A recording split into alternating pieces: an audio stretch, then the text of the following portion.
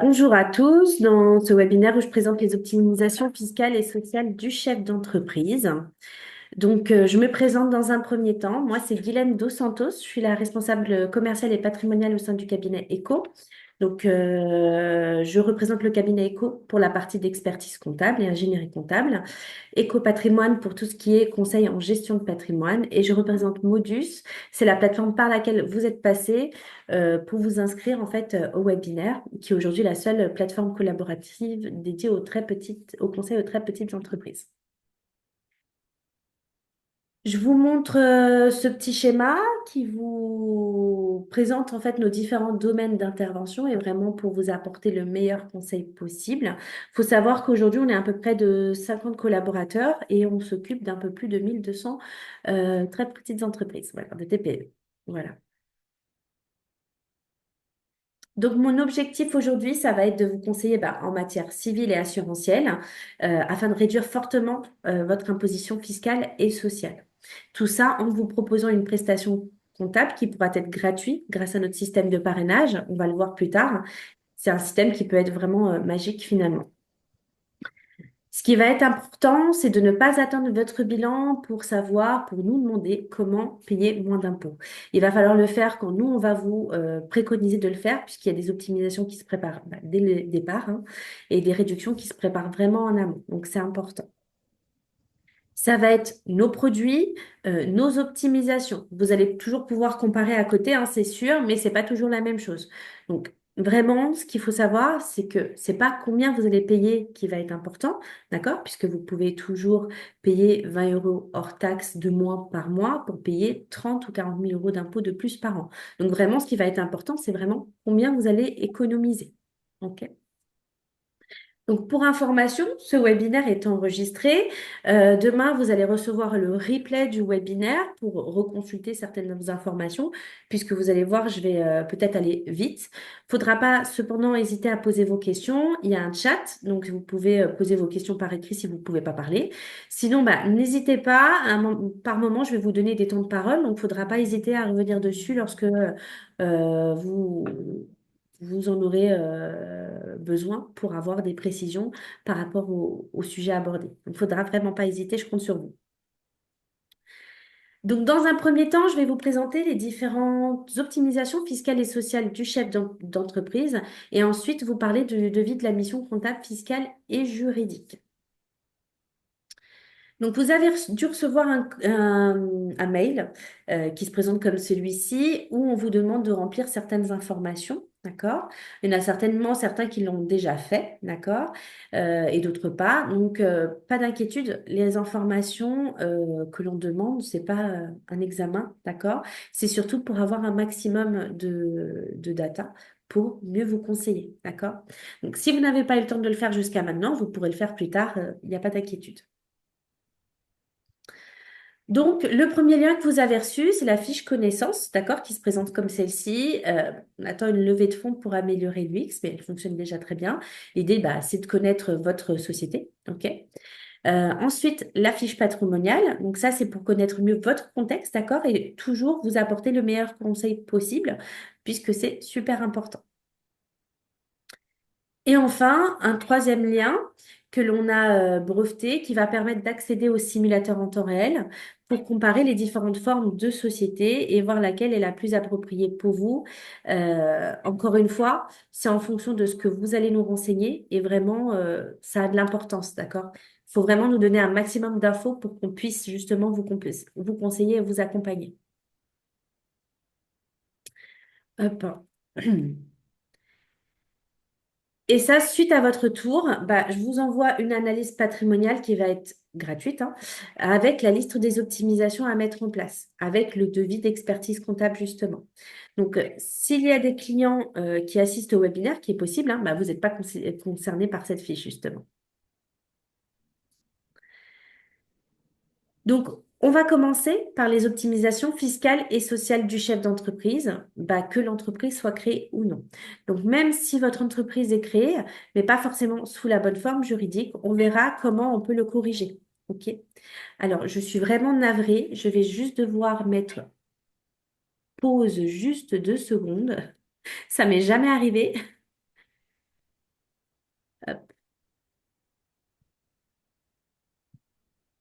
Reprendre. Donc j'en étais où? Donc je disais que si votre entreprise était déjà créée, mais pas forcément sous la bonne forme juridique, on peut voir si on peut la corriger et comment c'est possible. D'accord? Donc, vous allez retrouver toute la liste des optimisations à mettre en place une fois que vous allez signer avec nous, d'accord? Et on vous enverra un timing, c'est-à-dire un rétro-planning avec un récap de ce qui vous dit bah, quand faut mettre en place les choses, d'accord? Maintenant, il y a certaines choses qu'il va falloir mettre en place dès la création et d'autres qu'il va falloir mettre en place, par exemple, dans 6 mois. Et ça, on va vous le redire de toute façon. Donc voici les différents points qu'on va aborder sur notre première partie. Donc on va aborder la constitution du patrimoine et son enrichissement, la préparation à la retraite avec les optimisations fiscales.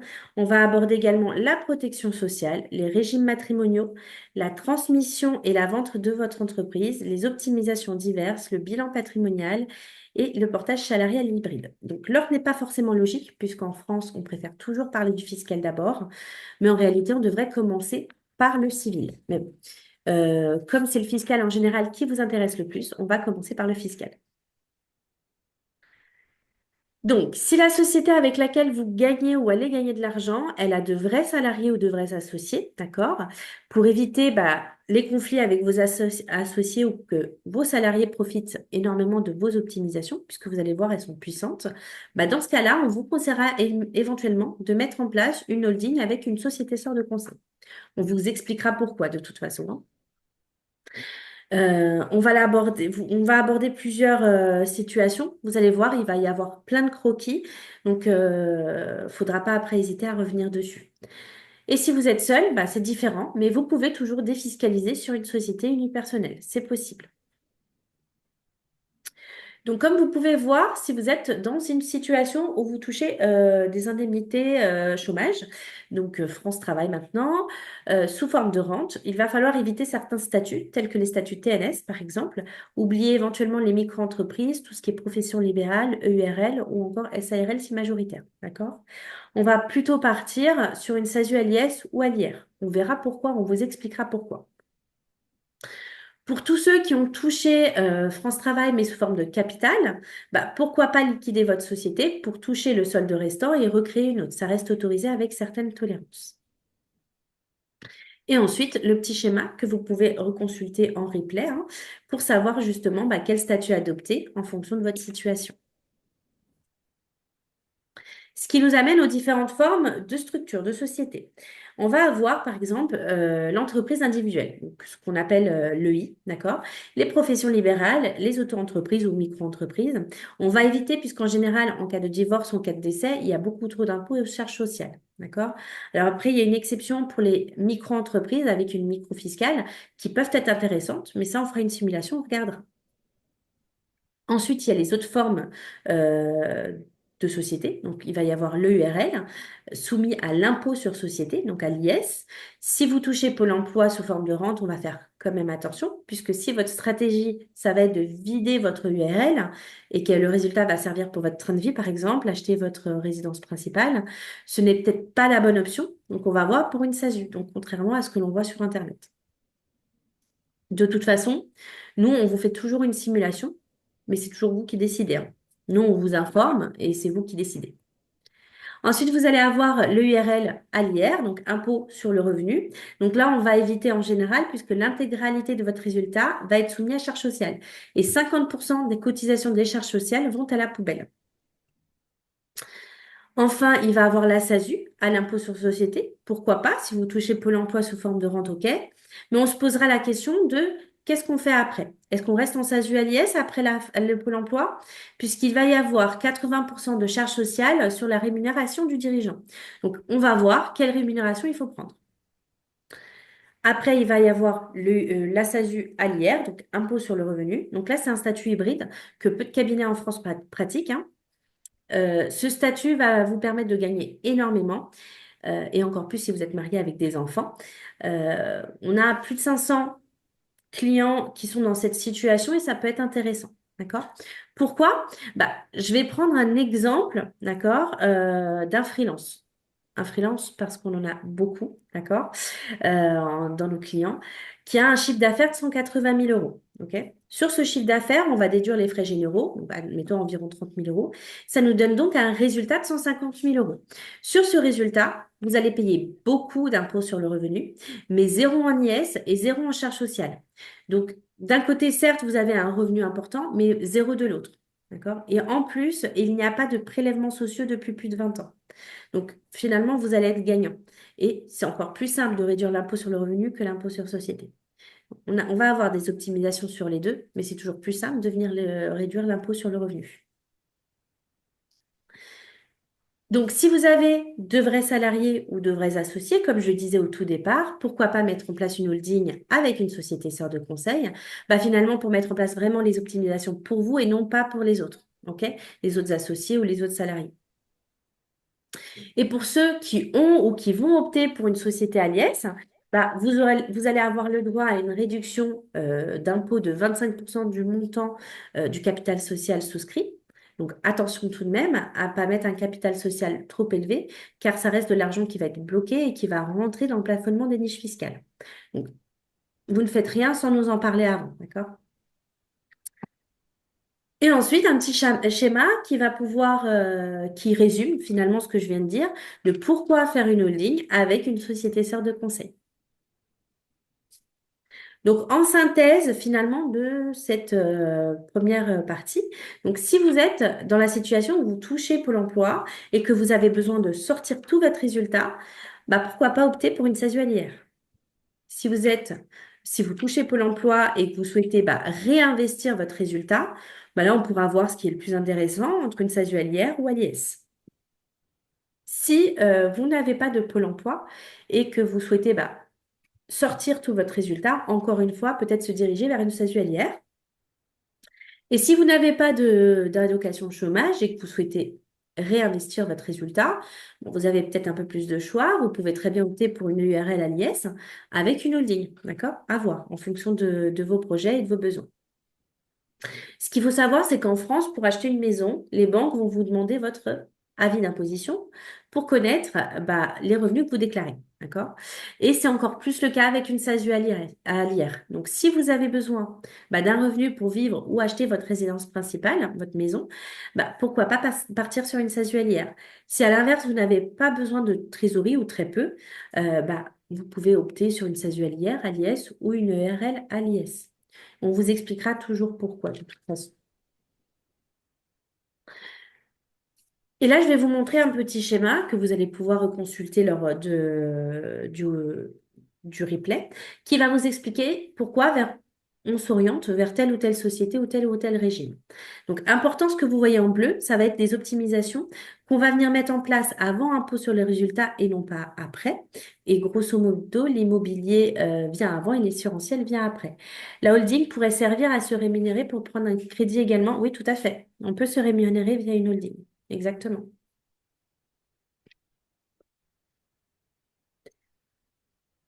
Je vais vous montrer un schéma, ok, qui va nous permettre de faire un comparatif entre l'imposition sur le revenu et l'imposition sur société, d'accord? Euh, la SASUALIère n'est pas soumise à la CSG. Alors, il y a des prélèvements sociaux, mais comme je le disais au tout départ, ils ne sont pas appelés depuis plus de 20 ans.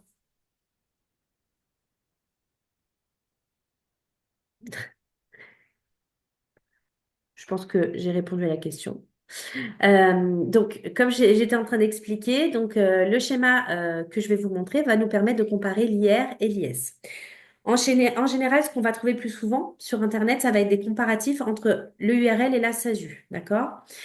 Finalement, c'est pas vraiment ça qui va être important, puisque ce qui va être important, ça va être votre besoin. Ils évoluent. Aujourd'hui, vous êtes peut-être célibataire, sans enfant, dans 3 ans, ça sera peut-être plus le cas, d'accord? Et vos besoins vont évoluer. Donc, pour que vous compreniez mieux ce comparatif entre l'IR et l'IS, on va partir du chiffre d'affaires, ok? À ça, on va déduire les frais généraux et donc vous obtenez donc votre résultat d'activité. Sur ce résultat d'activité, on va venir prendre la rémunération de l'entrepreneur, donc du dirigeant, la vôtre. Et si vous touchez Pôle emploi, attention, on ne se prend pas de rémunération, d'accord? Donc, vous obtenez donc un résultat d'activité après rémunération. Et c'est sur ce résultat qu'on va venir mettre en place nos optimisations. Donc, ce que vous voyez en rouge. Donc, on vient bien mettre les optimisations en place euh, avant l'impôt sur le résultat, d'accord? Et non pas après, hein, alors que la holding, c'est bien après. Et de cette façon, on va venir réduire très fortement votre impôt sur le résultat. Et de cette façon, vous allez vous retrouver avec un résultat après impôt le plus fort possible.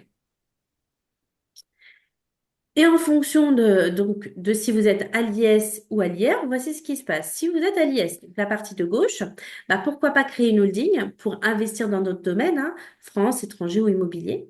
Et si vous êtes à l'IR, la partie de droite, donc finalement le résultat bah, vous appartient déjà, ok? Et vous pouvez sortir l'argent comme vous le souhaitez et l'investir où vous le voulez. La stratégie, encore une fois, c'est d'avoir un revenu net disponible en foyer le plus important possible, tout en investissant un maximum pour constituer votre patrimoine. Et là, je vais vous présenter différents schémas en fonction des différentes situations avec ou sans holding, par exemple. Donc là, schéma que vous connaissez probablement, lorsque vous détenez directement une SASU à l'IR ici dans cette situation, qui peut être très avantageuse si vous souhaitez acheter votre résidence principale ou tout sortir, et encore plus si vous êtes marié avec des enfants. Ensuite, il va y avoir la possibilité de mettre en place une holding, d'accord? Donc ça, c'est un schéma que vous connaissez peut-être aussi. Donc là, vous avez votre société opérationnelle, celle avec laquelle vous gagnez de l'argent, ok, qui serait à l'IS. Et au-dessus, donc vous avez votre holding qui détient votre euh, société opérationnelle, d'accord?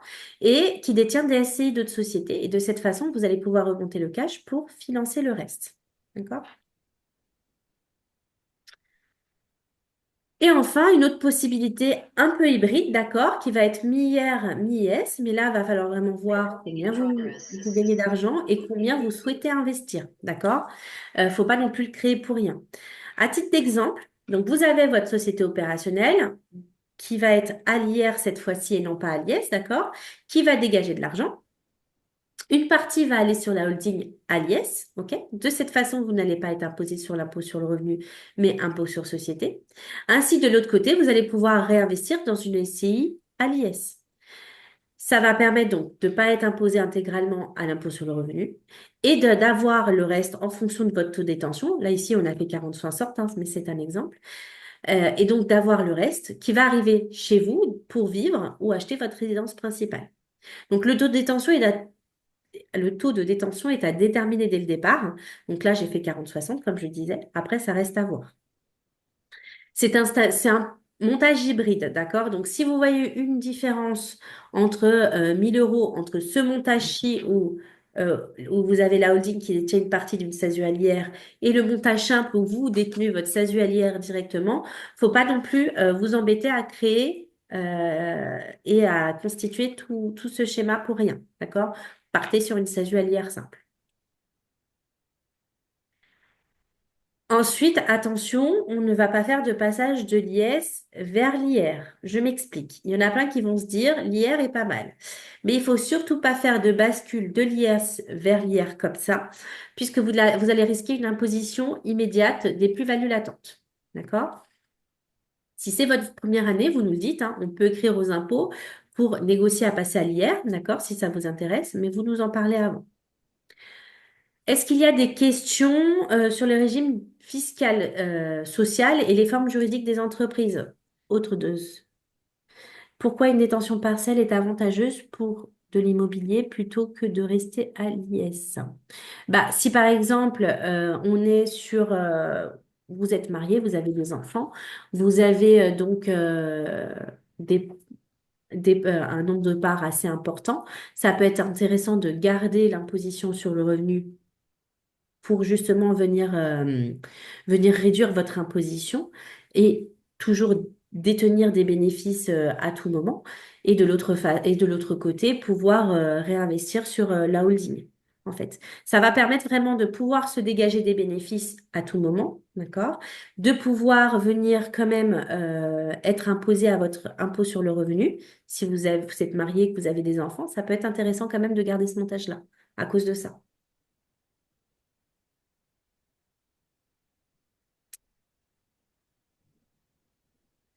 Alors, est-ce que vous faites un rescrit fiscal pour vous couvrir en cas de contrôle fiscal? On peut vous accompagner, oui.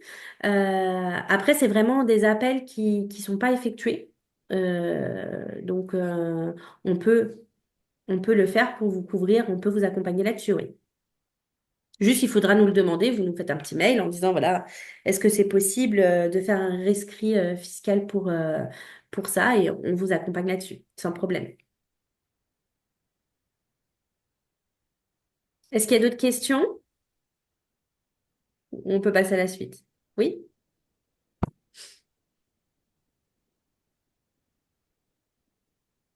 N'hésitez pas à activer vos micros hein, si vous voulez, hein, c'est autorisé.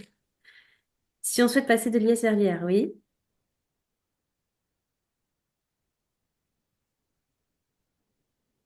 Alors, je sais pas la suite de ta question, mais si tu souhaites passer de l'IS vers l'IR, et pour éviter de passer une tranche d'imposition élevée,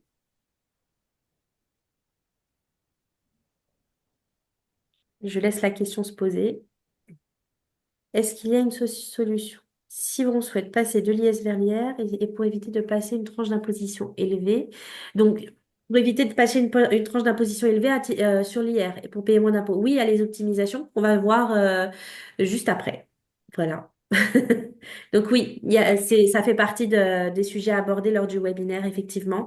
Il y a des solutions pour venir un petit peu optimiser ton imposition sur le revenu.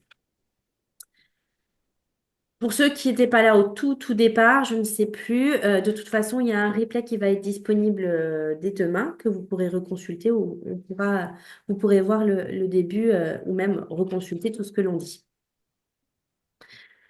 Ça nous amène à la rémunération. Donc, nous, la rémunération à prendre n'est pas celle qui va vous faire payer moins d'impôts. Alors, déjà, point. Si vous touchez Pôle emploi, vous n'avez pas de fiche de paye, d'accord? Et pareil, pour les TNS, il n'y a pas de rémunération. OK? Donc, la rémunération doit correspondre donc à plusieurs critères, certes l'impôt, mais pas que, d'accord? Il va devoir correspondre à d'autres critères. Donc, il va devoir vous permettre d'assurer votre train de vie. Si vous avez besoin de 3 000 € pour vivre, va falloir les prendre. Nous, après, on voit sous quelle forme, d'accord? Est-ce que c'est en rémunération, est-ce que c'est en dividende ou est-ce que c'est en bénéfice de la cession d'avance? OK? Ensuite, vous avez besoin d'une rémunération en cas de pépin. Je m'explique. Par exemple, si vous avez une incapacité de travail pour assurer la continuité de votre train de vie. Si par exemple vous avez 800 € par mois, c'est le minimum pour avoir accès à la sécurité sociale, à cotiser à la retraite. Donc 800 € par mois euh, net, d'accord? Si vous touchez pareil Pôle emploi, ça, vous n'en avez pas besoin, ok? Par contre, il vous faudra tout de même une complémentaire santé et une prévoyance, ok? Il vous faudra une rémunération pour assurer votre train de vie, ok, à la retraite. Il faut savoir que 50% des charges sociales, des cotisations vont aller à la poubelle. Si par exemple vous avez une rémunération de 1 000 € pendant 45 ans, vous allez toucher entre 900 et 1 000 €. Jusque-là, tout va bien. Par contre, si vous vous prenez une rémunération de, je sais pas, 6 000 €, bah, pendant 45 ans, vous allez avoir entre 2 900 et 3 000 €. Donc 50% de vos cotisations vont aller à la poubelle. Enfin, il vous faudra aussi une rémunération en cas de besoin, je ne sais pas, d'un crédit, de louer, d'anticiper un congé maternité. Bah, dans le cas où, par exemple, vous souhaitez faire un emprunt, en anticipant, hein, toujours, on peut très bien augmenter votre rémunération, ok, pour l'obtention du crédit. Et une fois celui-ci finalisé, reprendre une stratégie de constitution de patrimoine en rebaissant votre revenu. Ok.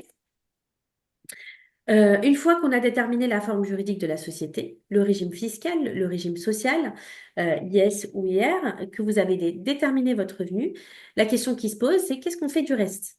Alors, on garde toujours du cash de sécurité, ok, puisque c'est important. Et ensuite, on va devoir investir. Il va falloir pensez à préparer votre retraite maintenant, à préparer votre dépendance dès maintenant et non pas seulement 5 ans avant votre départ à la retraite, ça sera trop tard. Ce qu'il faut savoir, c'est qu'en France, il y a 5 branches de la sécurité sociale. Il va y avoir l'allocation familiale, la maladie maternité, les accidents du travail, la retraite obligatoire complétée par une complémentaire et même comme ça marche pas super bien. La dépendance. La dépendance en France, on n'en parle pas, mais ça va être le financement de la personne qui s'occupera de vous quand vous ne pourrez plus. Dans 10 ans, il va y avoir un cotisant pour un retraité. C'est pratiquement infinançable. OK? Euh, Ce qui veut dire que c'est vraiment important de le préparer. D'autant plus qu'il existe 3 types de défiscalisation. Il va exister l'écologie, l'emploi et justement la retraite. Et 50% des défiscalisations à l'heure actuelle sont pour la retraite. Donc l'État clairement nous envoie un message, il nous dit préparez votre retraite. Ce qui va nous amener justement à la préparation à la retraite et aux optimisations fiscales qui vont avec. Donc, avant toute chose, hein, j'attire votre attention sur le fait, bah, comme tout placement, il va y avoir un risque, hein. L'immobilier, il fluctue. Aujourd'hui, vous achetez votre maison ici, demain, ça sera peut-être là, d'accord? Faut pas nous faire un procès si ça baisse au bout d'un mois, d'accord? Faut toujours voir sur le long terme.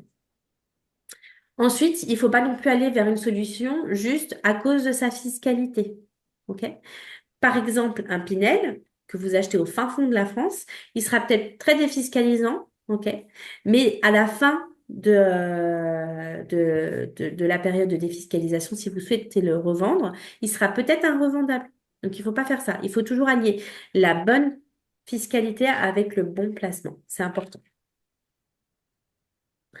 Donc, ce qui nous amène à notre première solution. Ça va être l'épargne salariale éco. Et là, c'est vraiment indispensable.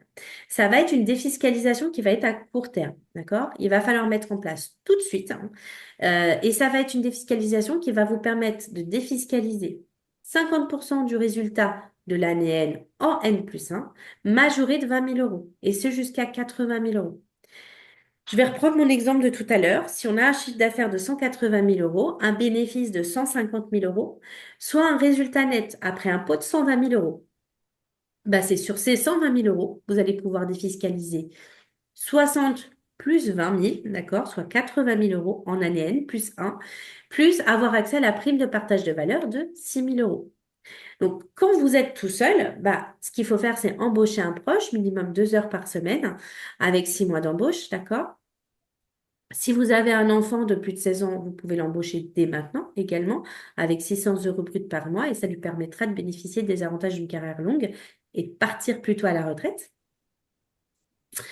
Et ce qu'il faut savoir, c'est que avant la clôture, on va vous demander combien vous souhaitez verser dessus.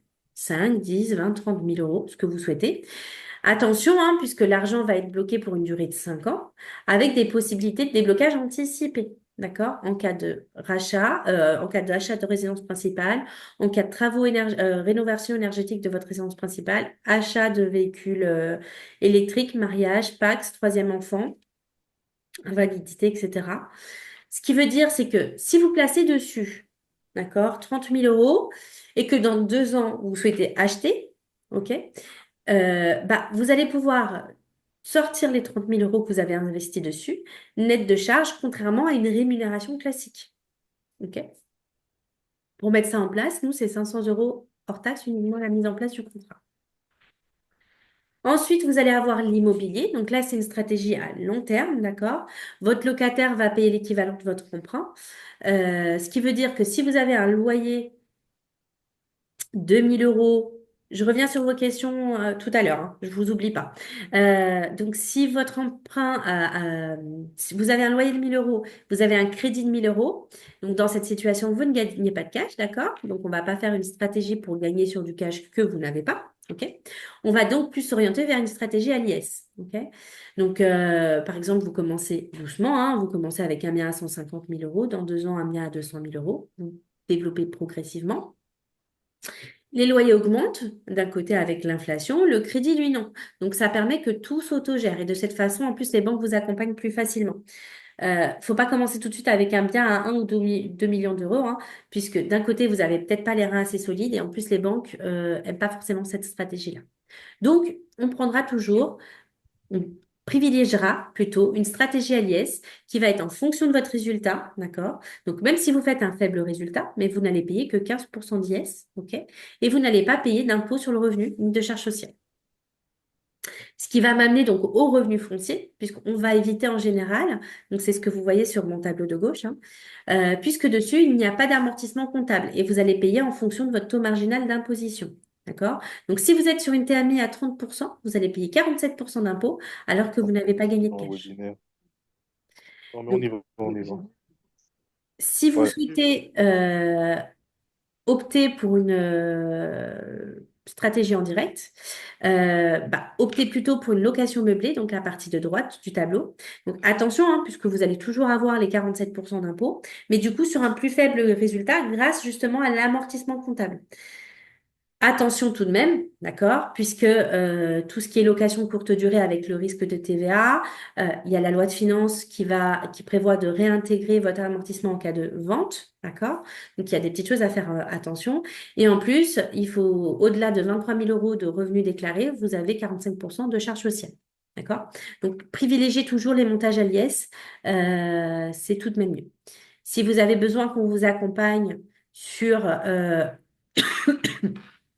cette stratégie-là, pardon.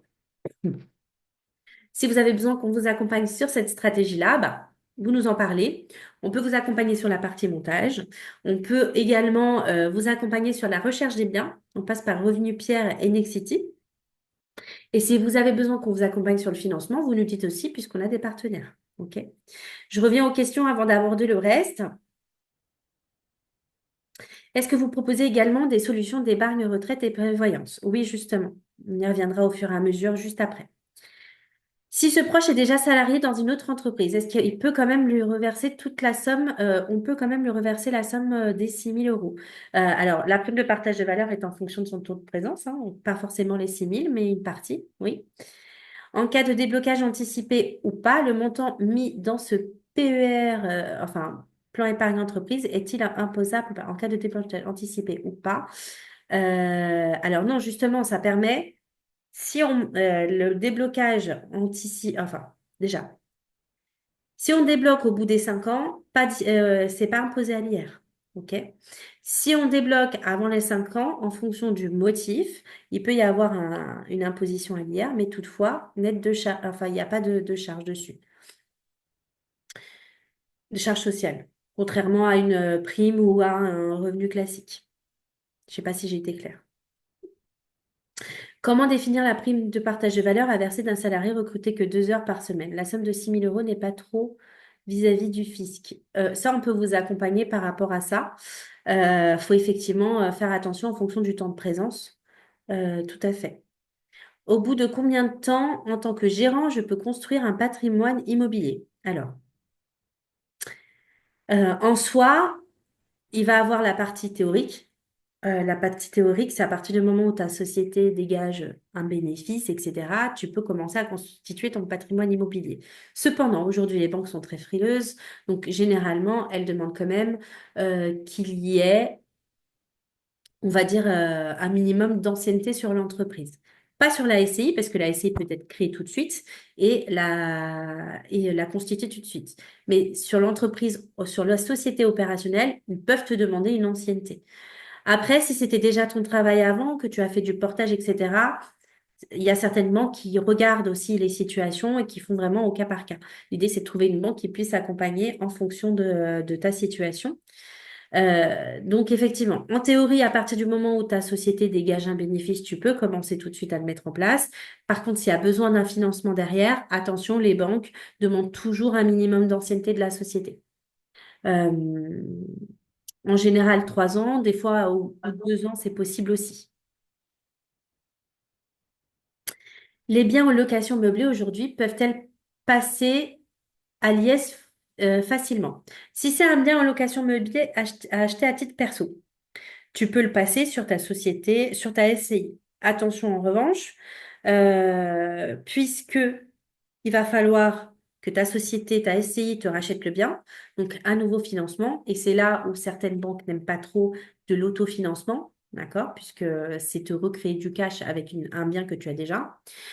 Et même si tu as ta banque qui te dit OK, pas de souci, il faut quand même faire attention aux frais que tu vas avoir derrière. Donc, tu repasses un notaire, les frais de dossier de la banque, etc. C'est possible. Facilement, je dirais pas facilement, puisque les banques aujourd'hui sont un peu frileuses sur ces situations-là. Mais c'est possible. Voilà.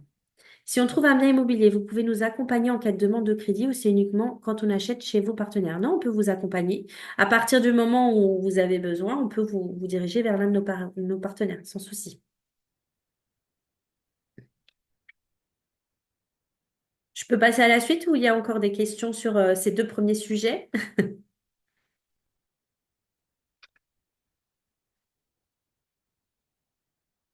On va passer à la suite, qui est notre troisième stratégie. Donc là, ça va être le PER éco, donc le plan épargne retraite éco, qui lui va bénéficier d'une défiscalisation immédiate. Donc on en revient à la question de tout à l'heure sur la prévoyance et la retraite. Donc là, c'est retraite. Après, on a une solution prévoyance, hein. Donc, pour rappel, l'épargne salariale, qu'on a vu en premier point, va permettre de défiscaliser 80 000 euros, mais, enfin, jusqu'à 80 000 euros, mais l'année suivante. D'accord? Donc, qu'est-ce qu'on fait en année N? On va vous faire une simulation pour voir combien vous allez payer d'impôts. Et si on s'aperçoit que vous allez payer beaucoup d'impôts sur le revenu, ben, on va vous proposer de verser sur un PER éco. OK, qui va être le même produit que l'épargne salariale. Et ça, c'est vraiment super avantageux. Ça veut dire que quand vous mettez en place votre épargne salariale éco, vous allez avoir en même temps le PER qui va être vraiment une solution avec deux stratégies vraiment différentes. C'est vraiment quelque chose qu'on fait sur mesure.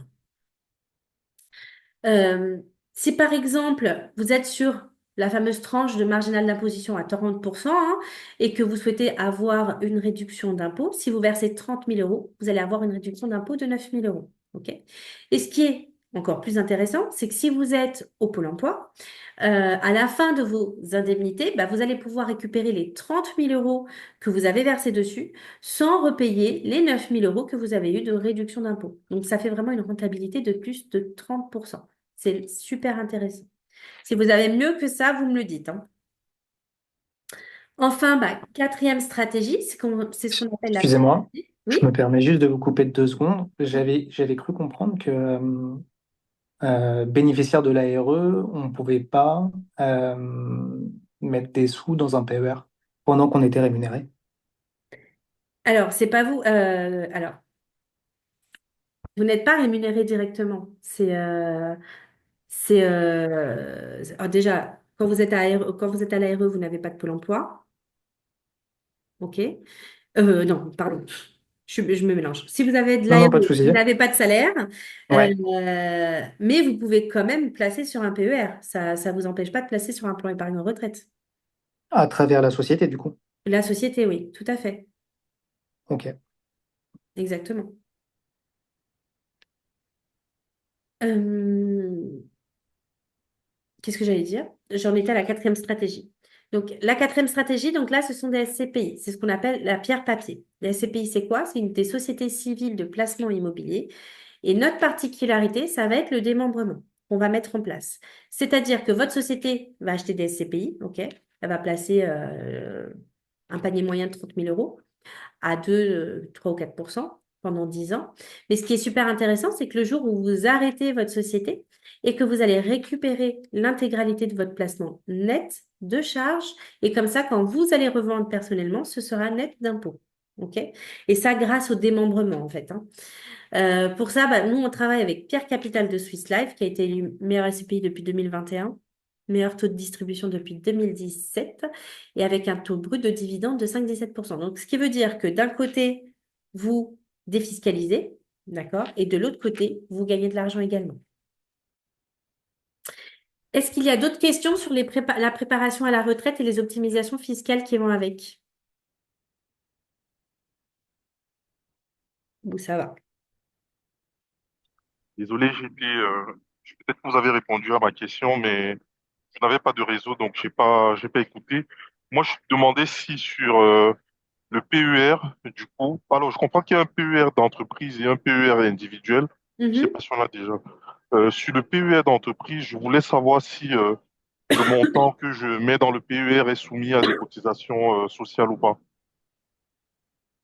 Le montant, alors PER, un plan épargne retraite, hein. Oui, c'est On ça. parle de la même chose.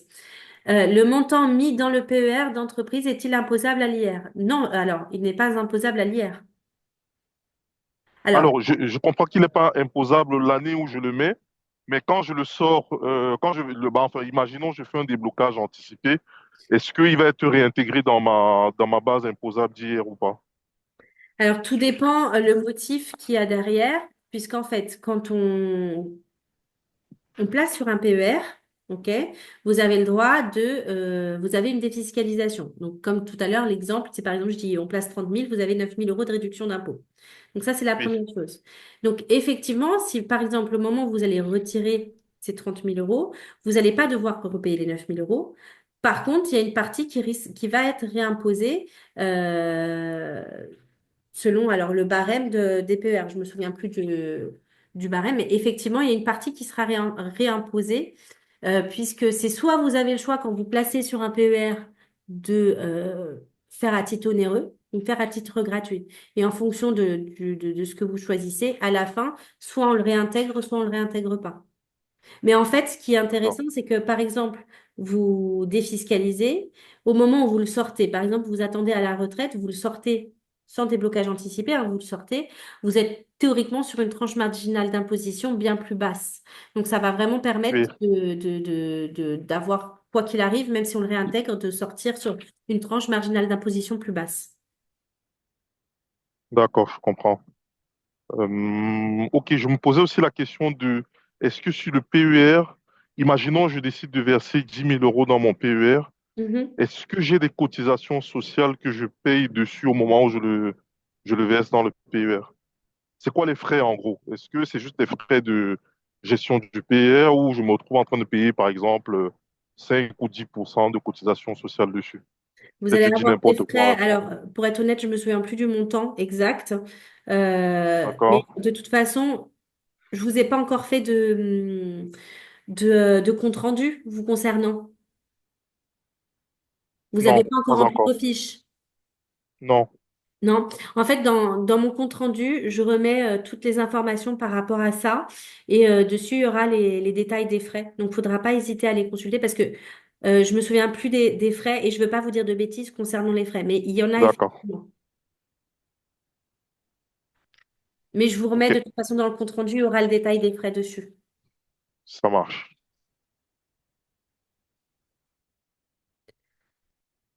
Euh, donc j'en étais où? Oui, donc oui. Donc ça va nous permettre de passer à la protection sociale. Donc en général, hein, la rumeur dit que les assureurs et et les banquiers sont des voleurs, mais en tout cas, ils ont vraiment raison sur quelque chose, c'est qu'il faut mettre en place la protection sociale. C'est super important.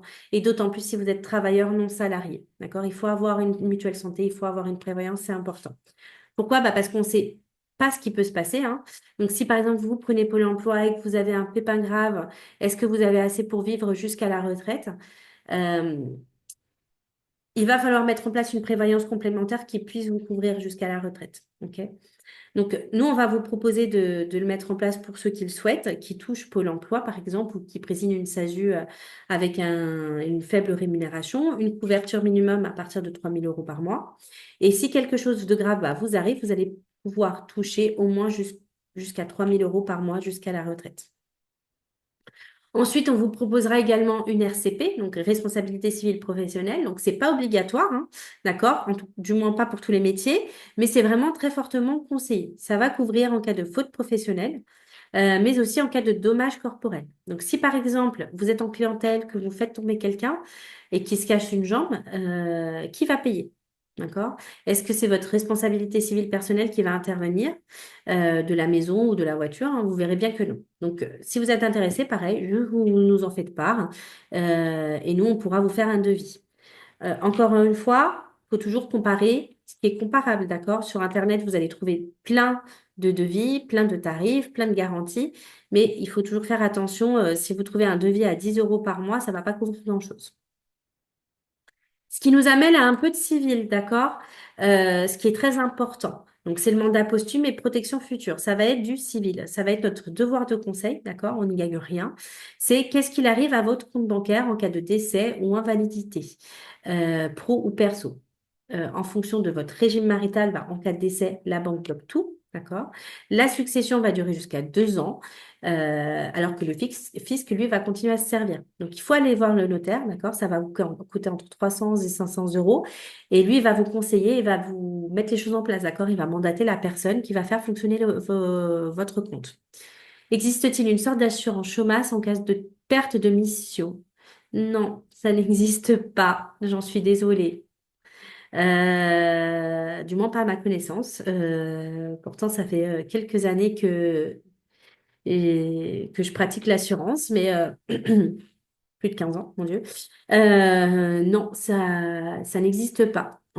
Du moins pas en cas de perte de mission. Il y a tout ce qui est relié par rapport bah, à la maladie, mais pas par rapport à la perte de mission comme un chômage, quoi, effectivement. Ce qui nous amène donc au régime matrimonial et à la transmission de la vente de l'entreprise dans un second temps. Alors, première chose, on va d'abord se protéger nous, d'accord? Et ensuite, on va protéger son conjoint, d'accord? Si on est marié ou pacsé, peu importe. Donc, si vous êtes marié ou pacsé, il ne faut pas libérer votre capital social à partir d'un conjoint ou individu, ok? Parce que en cas de divorce ou rupture de Pacs, vous allez devoir reverser la moitié de la valeur de la société à votre ex-conjointe ou concubine, d'accord? Ou concubin, peu importe. Donc, faut vraiment faire attention puisqu'il va y avoir une différence entre qui possède la société et qui l'a financée. Je vais prendre cet exemple puisque on a eu le cas d'un client qui est passé sur Internet à l'époque pour faire ses statuts. Il a créé sa société, pas de souci. Il a divorcé. Bah, il a dû faire un chèque. Sa société a été valorisée fois 5. Il a dû faire un chèque de la moitié de la valeur de sa société. Donc, si je prends l'exemple de tout à l'heure, pour une société valorisée à x5 pour 150 000 euros de bénéfices, bah, ça donne une valorisation à 750 000 euros. Donc, ce qui veut dire que vous auriez dû faire un chèque de 375 000 euros à votre ex-conjoint ou concubine ou voilà. Donc, il faut faire attention, hein, c'est du droit, ok? C'est pas que de la compta, l'expertise comptable, ça va être du droit civil, des affaires bancaires et assurantielles. Donc, c'est important. Laissez-nous vous guider, d'accord? Dans cette situation, déjà, on aurait ajouté 10 mots, on aurait fait un remploi de fonds et il aurait été sauvé, ok? Ensuite, bah, une fois qu'on s'est protégé, nous, on va sauver, protéger son bien-aimé ou sa bien-aimée, hein, en allant encore une fois chez le notaire, en mettant en place une donation entre époux ou un testament. Encore une fois, c'est vraiment du conseil. C'est pas avec nous, c'est chez le notaire que ça se passe, mais il faut vraiment en parler. C'est important. Ce qui nous amène donc à la vente de la société. Certains vont finir par vendre la société, porter peut-être des salariés ou des freelances, d'accord? On vous proposera peut-être de racheter votre société à 1 ou 2 ou 3 millions d'euros, ce que je vous souhaite. Bah, dans ce cas-là, ça se prépare, d'accord? Il faut essayer d'avoir une holding 3 ans avant, d'accord? Pour éviter un remploi de fonds. OK? Ce qui veut dire que si vous êtes dans une situation où vous vendez 1 million d'euros, OK, vous allez devoir payer, si vous vendez à titre perso, vous allez devoir payer 30%. Donc, vous allez récupérer 700 000 euros. Donc, si vous avez une holding, c'est la holding qui vend, c'est la holding qui encaisse les 1 million. Et comme ça, c'est la holding qui encaisse les fonds et qui ne paye pas d'impôt tant que l'argent reste enfermé dans la holding à l'IS. OK? De cette façon, au lieu de réinvestir 700 000, vous allez pouvoir réinvestir 1 million. Ensuite, pour ceux qui souhaitent transmettre bah, leur société à leurs enfants, on peut très bien mettre en place un pacte du treuil qui va permettre une exonération de 75% de la base des droits de donation. Donc voilà, faut en parler, c'est important. Ensuite, une fois que vous allez signer avec nous, ce que j'espère, c'est que vous allez voir avec la collaboratrice qui va être en charge de votre dossier qu'en plus des 80 000 euros qu'on a vu au départ, de défiscalisation, qu'on peut défiscaliser jusqu'à 3 000 euros en chèque cadeau, en chèque séjour, en chèque vacances. Elle va aussi vous proposer de faire une simulation gratuite pour financer un véhicule, par exemple, soit en leasing, soit en crédit. Elle va vous conseiller si par exemple vous avez des enfants. Il faut savoir que vous avez le droit de payer la crèche de votre enfant avec votre société jusqu'à 18 000 € et ça va vous permettre de réduire la base imposable de 9 000 € de votre société. Et en plus, vous allez avoir le droit à une réduction d'impôt de 50%, soit 9 000 €. Enfin, bah, si vous avez besoin qu'on vous fasse un bilan patrimonial qui concerne les plus grands patrimoines, si vous souhaitez un bilan global pour une simulation ou future retraite, EG, etc., droit de succession, vous nous le dites, on peut le faire et effectivement. Ce qui nous emmène au portage salarial hybride. Donc là, bah, ça va concerner les freelances informatiques, encore une fois. Je suis vraiment désolée pour les autres et uniquement pour ceux qui sont en SASU, OK? Et si vous ne touchez pas Pôle emploi. Ça va vous permettre d'avoir la protection sociale du salarié et les avantages économiques du freelance. Donc, dans votre situation, si vous êtes dans une SASU, votre SASU va facturer à votre client. OK? La société de portage va vous facturer vous. De cette façon, la société de portage va vous reverser un salaire et votre client, lui, il va rien voir puisque c'est votre SASU qui va le facturer.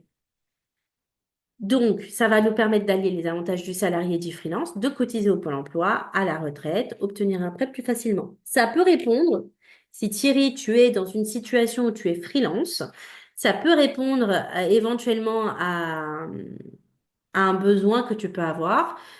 Si par exemple, tu as ta société, tu passes par notre partenaire pour être en portage et de cette façon, au moment où tu perds ta mission, entre guillemets, tu perds ta mission, tu pourras bénéficier du Pôle emploi. Ça peut être une solution. Il y a trois scénarios. Deux Oui, questions sur ça. oui, On peut connaître le nom du partenaire qui fait du portage? oui, bien sûr, c'est Eurotech Portage, c'est avec nous. Nous, après, si vous êtes intéressé, juste nous le dire et on peut vous mettre en relation. Mais c'est Eurotech Portage. Ok. Et le pourcentage dépend du TJ, etc. Oui, oui, alors là, le pourcentage, il me semble que c'est 5%. Ok. Mais voilà. Et il vous donnera toutes les infos derrière. Ok. Merci. Et il vous fera une simulation chiffrée et voilà, il vous fait un tableau très détaillé. Voilà, Ok. Merci. de rien. Donc, il y a trois scénarios possibles. C'est si par exemple vous démissionnez, que vous souhaitez Pôle emploi, bah, vous démissionnez, d'accord? On fait un portage pendant 4 mois, pardon, 4 mois. On crée la société et pendant 18 mois, vous avez votre Pôle emploi. Scénario 2, c'est que vous souhaitez cumuler justement les avantages du freelance et la protection du salarié. Donc, on vous fait un portage à la hauteur du salaire minimum conventionnel et de cette façon, vous pouvez avoir le droit à Pôle emploi si jamais bah, vous perdez votre mission, justement. Ensuite, vous souhaitez des payes plus élevés pour avoir, je sais pas, un prêt immobilier, par exemple. Bah, vous pouvez décider du montant de votre salaire net et avoir ainsi des fiches de paye pour obtenir votre prêt immobilier. Donc pour ce montage, Echo est apparu il y a quelques années déjà sur Décideur TV et apparaît tous les ans sur Le Parisien et l'IFEC. Donc en conclusion donc, de cette première partie, l'autre est beaucoup plus rapide, on va vous accompagner dans la mise en place des optimisations civiles, fiscales et sociales en fonction de votre structure et de votre situation. L'épargne salariale éco va vous permettre de défiscaliser sur l'année N+1 jusqu'à 86 000 euros. Et sans oublier le PER éco qui va vous permettre de défiscaliser jusqu'à 35 000 euros par an. Est-ce qu'il y a d'autres questions sur les optimisations fiscales et sociales du chef d'entreprise? Pour la même mission, on peut passer en portage pendant 4 mois et revenir via une société en tant que freelance. Pour la même mission, en tant que passer en portage pendant 4 mois et revenir sur une société en tant que freelance. Oui, on a plein de clients qui restent sur la même mission et juste ils changent de... En soi, on peut. Pourquoi? Bah parce que c'est la société, votre SASU, qui va facturer c'est votre SASU qui va facturer votre client. D'accord? La partie portage n'est que entre vous et votre SASU. Donc, en soi, votre client, lui, il n'y a rien qui change pour lui. Donc, en soi, c'est possible. Je sais pas si ça... Voilà, tant mieux. Et du coup, rapidement, Oui. j'ai raté le début. Là, si on veut avoir un peu une étude personnalisée, Oui. c'est les trucs à remplir au début. Vous avez mentionné, c'est ça? C'est ça, exactement. De Ouais, toute ok. façon, je reviens juste à la fin parce qu'on n'a pas tout à fait fini. Je vais essayer Ah ouais, d'accélérer ok. un peu.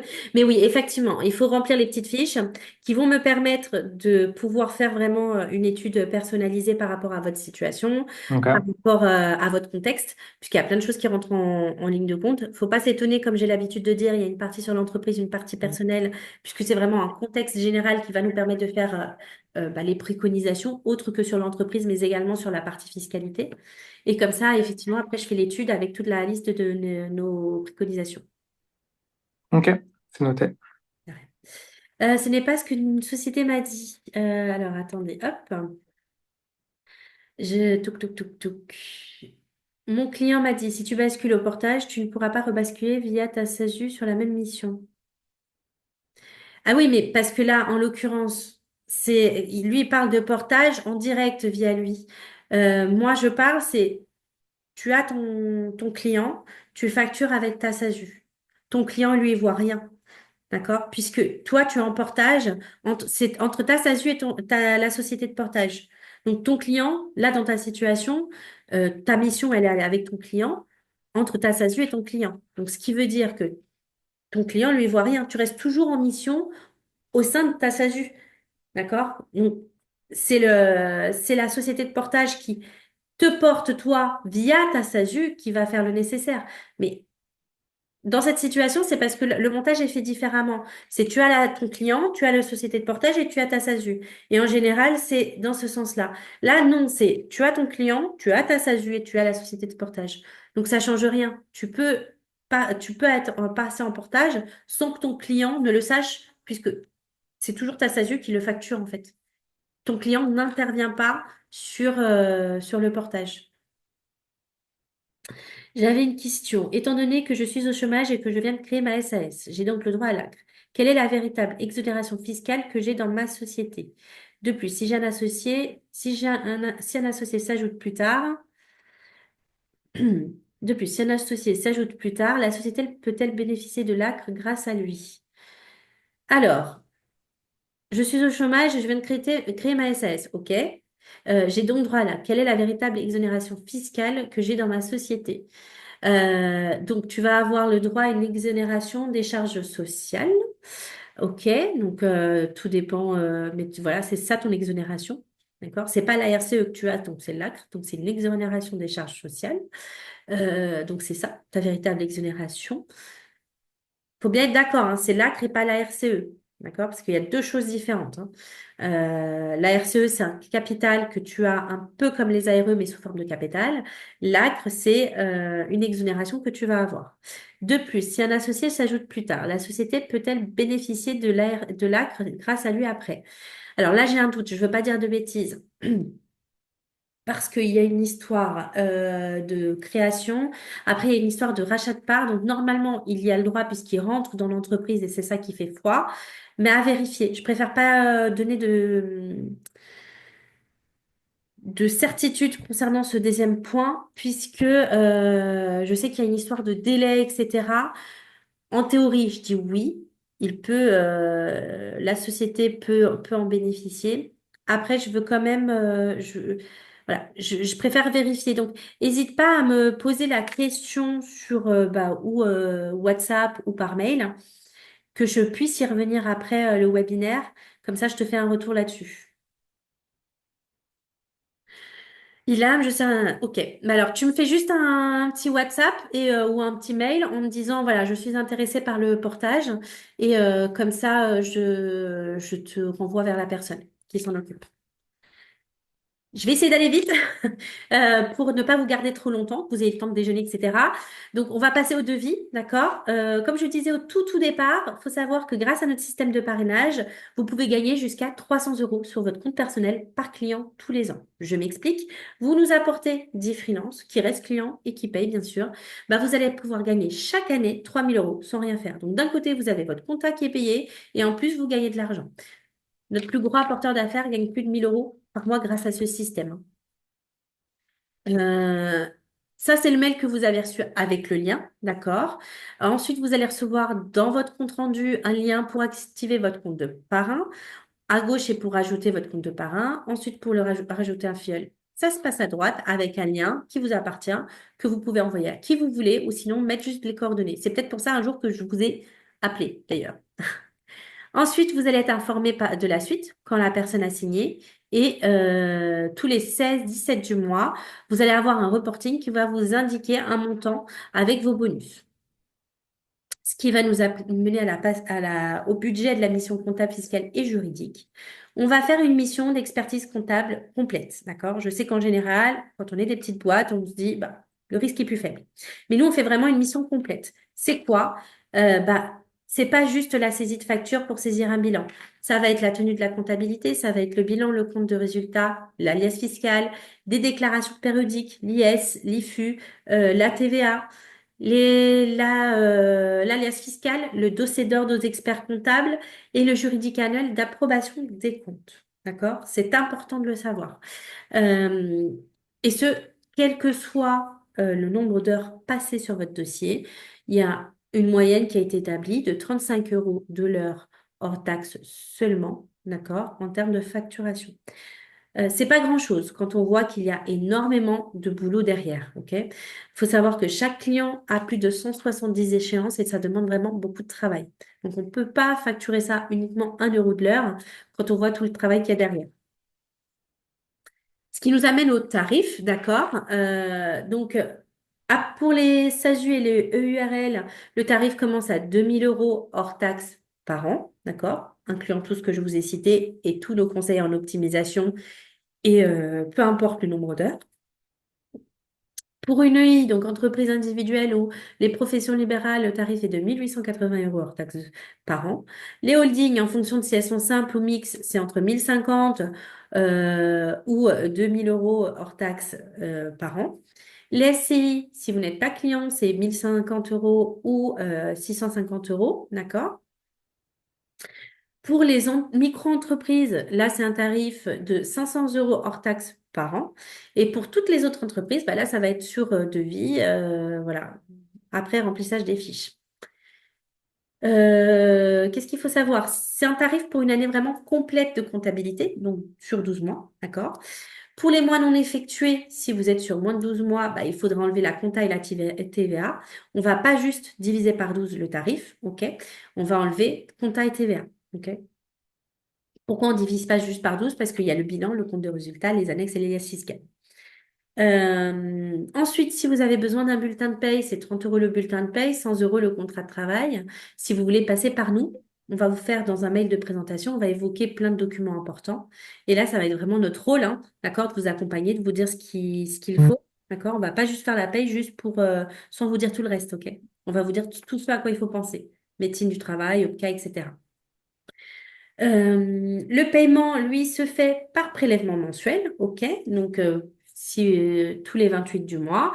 Pour ceux qui signent maintenant en novembre, vous allez avoir un prélèvement en décembre et après, tous les mois entre janvier et décembre. Petite question sur ça, Oui. rapidement. Imaginons, on a fait déjà 5-6 mois chez un autre expert comptable. Mhm. Comment ça se passe? On Est-ce que vous recalcule. reprenez depuis le Non, début? on Est-ce que va vous recalculer facturez? à partir du mois où on prend en charge votre comptabilité. Ok. C'est pour ça que je disais, c'est par exemple là, on prend à partir de décembre, je dis une bêtise, hein, si on prend à partir de décembre, on va enlever, c'est un certain montant qui est communiqué dans la lettre de mission, on va enlever tous les mois de compta qu'on n'a pas fait, ok? Mais c'est quand même nous qui allons faire le bilan, puisqu'on va récupérer en plein milieu, mais on va faire le bilan. Donc du coup, c'est pour ça que j'explique souvent qu'on ne peut pas juste diviser par 12. Donc on va juste enlever les mois qu'on n'a pas fait de compta, et on va juste prendre en compte les mois de compta qu'on va faire. Donc à partir de décembre, admettons. Ok. Donc, du coup, vous allez quand même reprendre la compta de ce qui a été fait auparavant ou pas du tout? Oui, il y a une passation qui se fait entre l'ancien et nous, d'accord? Parce Ok. que, pour faire le bilan, on est censé reprendre quand même. On va pas refaire leur déclaration, sauf s'il y a Ok. quelque chose qui n'a pas été fait, hein. Mais si tout a été fait correctement, on va juste faire. Ils vont faire une passation, ils vont nous redonner ce qui a été fait, et nous, juste, on va reprendre, on va repartir de cette base pour continuer la saisie du bilan, Ok. etc. C'est clair. Est-ce que du coup, vous pouvez juste me dire en termes de tarification, si pour ceux qui sont ou ont consulté d'autres cabinets, est-ce qu'ils donnent autant de conseils? Est-ce qu'ils sont moins chers? Est-ce qu'ils offrent peut-être les mêmes bonus de parrainage? J'aimerais bien avoir vos retours là-dessus.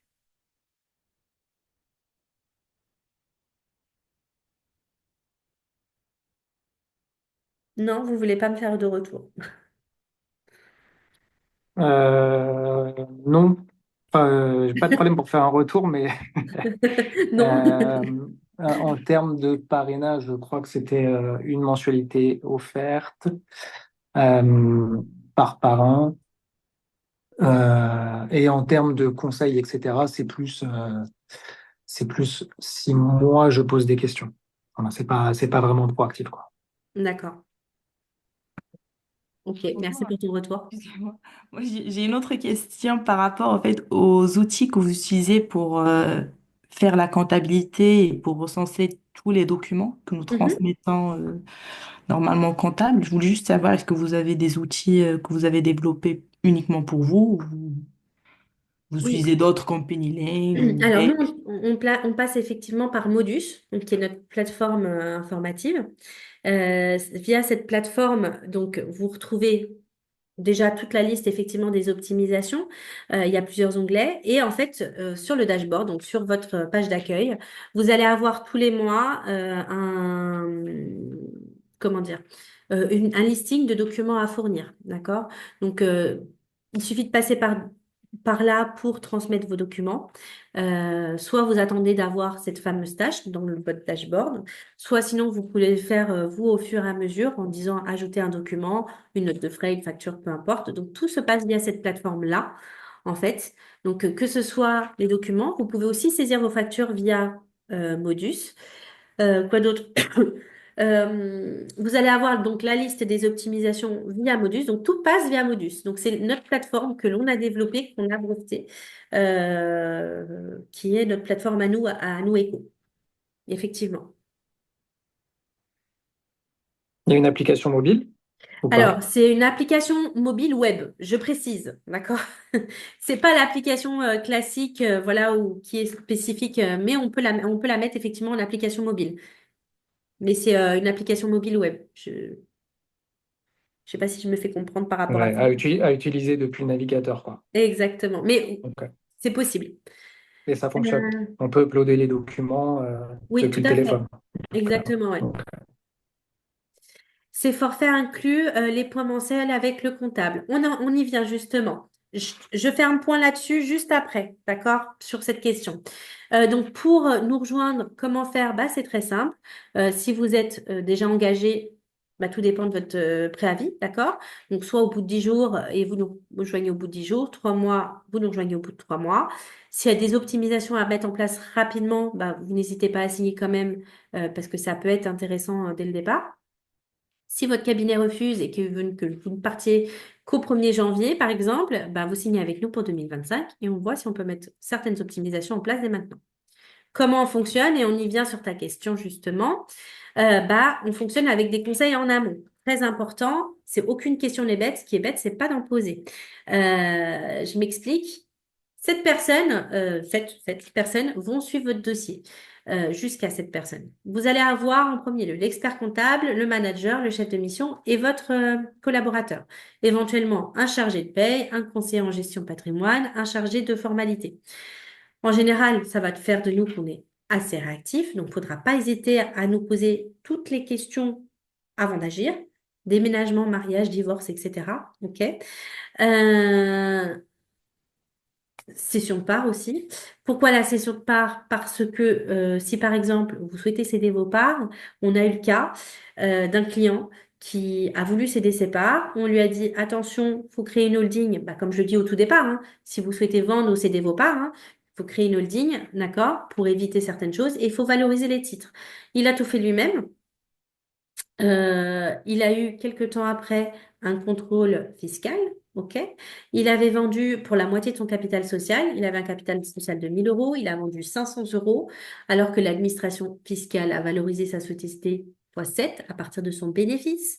Donc, ils lui ont demandé de payer 156 000 euros d'impôts, alors qu'il en avait touché 500. Donc, un petit peu embêtant. On l'a redirigée vers une super avocate qui est ancienne inspectrice nationale des impôts. Elle a réussi à réduire l'ardoise à 46 000 euros d'impôts. Donc c'est du droit, pas que de la compta, ok? Donc faut pas essayer d'économiser d'un côté, alors que le risque peut être important. Pourquoi? Bah, vous voyez l'exemple. Si je reprends l'exemple de tout à l'heure, avec un bénéfice de 150 000 valorisé fois 7, ça fait 1,50 million. Donc ça peut faire mal. Ok? Donc faites attention. Sinon, bah, merci d'être sympa avec nous, votre cabinet comptable. Plus vous êtes sympa, plus vous allez avoir de conseils. On va avoir un devoir vraiment d'information, c'est la loi. On va vous dire attention, il faut faire ci, il faut pas faire ça. Mais néanmoins, si vous n'êtes pas sympa, on n'ira pas au-delà. Concernant les Est-ce banques, que c'est des personnes dédiées ou oui, oui, oui, vous allez avoir en fait une collaboratrice dédiée, sa manager, qui en général ne change pas, d'accord, et un expert comptable que vous allez avoir dans le mail de présentation ou dans lequel on présente toutes les personnes qui sont en charge de votre dossier. Par rapport donc à ça, donc on vous fait la présentation de ces personnes-là. On communique énormément par mail pour pas qu'il y ait de perte d'informations. En général, je le dis au téléphone dès le départ, mais bon, je le répète, pour pas qu'il y ait de perte d'informations justement puisqu'il y a plusieurs personnes qui suivent le dossier.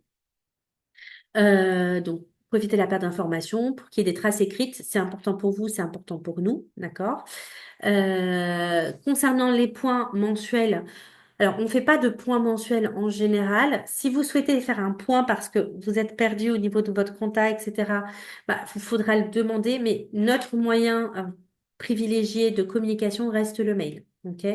Effectivement, on peut faire des points par téléphone, il faut le demander, euh, mais le moyen vraiment privilégié, c'est le mail. Mais si vous êtes perdu, si vous voulez faire un point une fois par mois, par an, je veux dire, faudra pas hésiter. Une fois par mois, vous allez voir. C'est pas que ça sert à rien, mais tous les mois, ça va être pareil. Ce qui va être intéressant, c'est vraiment ou vraiment en fin d'année ou en début d'année pour revoir la stratégie de l'année suivante. Mais après, dès que vous êtes perdu, il faudra pas hésiter à dire Mayday, Mayday, je suis perdu, je comprends rien, est-ce qu'on peut faire un point téléphonique? C'est possible. Mais sinon, moyen à privilégier, ça reste quand même le mail. Euh, Concernant les banques, donc nous, on va signer une convention de collecte bancaire. Donc, il faut savoir 99% des banques en France envoient les écritures bancaires à l'ordre des experts comptables. Et l'ordre des experts comptables redescendent les écritures dans nos logiciels. Donc, quand vous recevez la tâche de collecte bancaire, validez-la, c'est vraiment super important. Ensuite, on a un partenariat avec Shine qui va nous permettre d'avoir des réductions annuelles sur votre compte bancaire, d'avoir des avantages avec votre carte bancaire, d'accord? Donc, faut pas hésiter à nous dire que vous êtes intéressé, qu'on vous mette en relation. Ensuite, pour info, bah, on va vous inonder de mails. Bah, comme je vous ai dit, notre moyen privilégié de communication, c'est le mail. Donc, on va vous demander de déposer des pièces, on va vous relancer, de valider la TVA, de valider le prébilan, le juridique, le reporting, etc. Mais c'est vraiment comme ça qu'on fonctionne pour que vous compreniez comment fonctionne votre business. On n'est pas là seulement pour recevoir de vos factures et expliquer votre bilan. Il faut que vous arriviez à comprendre votre reporting pour comprendre ensuite votre business. Quand vous recevez un document fiscal, social, vous ne faites rien, vous ne payez rien sans nous le dire avant. Vous l'envoyez à la collaboratrice qui est en charge dans votre dossier, comme j'ai dit, donc vous aurez le nom au moment de la signature.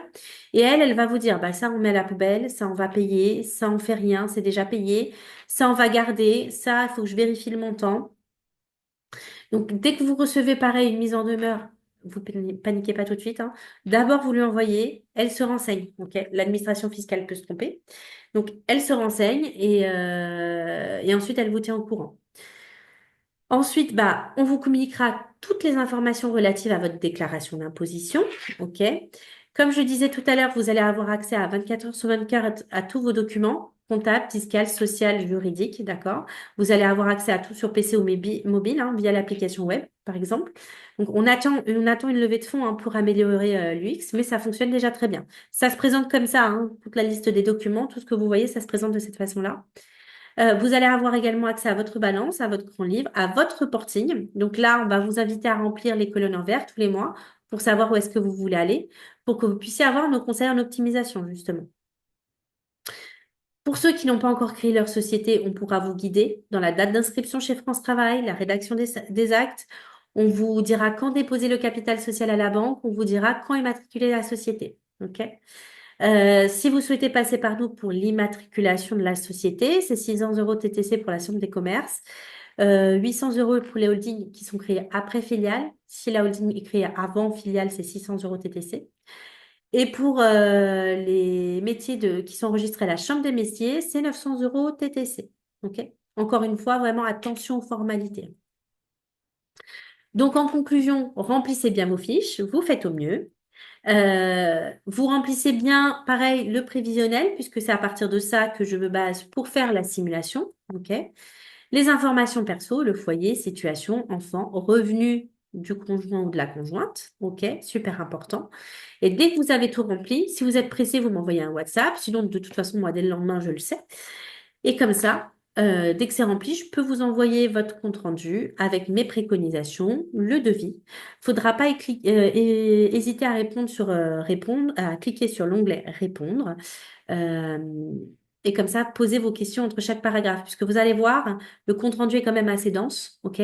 Donc, si vous avez des questions spécifiques par rapport à un paragraphe, n'hésitez pas à me poser vos questions en couleur entre chaque. Comme ça, moi, je peux y répondre et je sais ce à quoi vous faites référence. Ensuite, si vous souhaitez qu'on s'appelle pour voir si on s'est compris sur la stratégie, si vous souhaitez faire un débrief, ou s'il y a quelque chose que vous n'avez pas compris par écrit, etc., faut pas hésiter à me le dire. On se fait un petit débrief par téléphone, voir si on se comprend. OK? Et pour la signature de la lettre de mission, c'est très simple, c'est tout en bas. Il y a signer la lettre de mission, il suffit juste de suivre les étapes. Pareil, n'hésitez pas à m'envoyer un petit WhatsApp quand vous avez signé. Et comme ça, je suis informée et je prends en charge votre affectation au plus vite. Enfin, il y a encore d'autres placements, il y a encore d'autres optimisations, mais vraiment le plus urgent, ça reste la forme de votre société, le juridique, le fiscal, le social, les assurances, les optimisations qui vont avec. Si vous souhaitez mettre en place d'autres choses, vous nous le dites, d'accord? Nous, on peut s'en occuper, d'accord?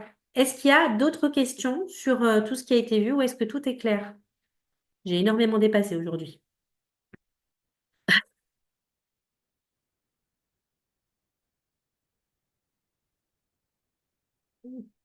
Bon, s'il n'y a pas d'autres questions, c'est que tout est clair. N'hésitez pas après à me dire. Demain, vous allez recevoir un mail avec donc le replay de ce webinaire.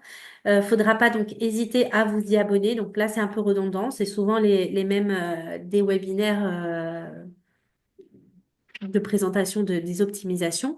Mais normalement, assez rapidement, il y aura d'autres interventions. Donc, faudra pas hésiter à vous abonner. Ensuite, pareil, n'hésitez pas à m'envoyer un message si vous souhaitez qu'on échange en parallèle, même si c'est avant le remplissage de vos fiches, faudra pas hésiter. Donc, merci de vos questions, merci de votre attention. Désolée pour avoir dépassé l'heure initialement prévue. Merci à tous et j'espère à très bientôt. Bonne journée. Merci.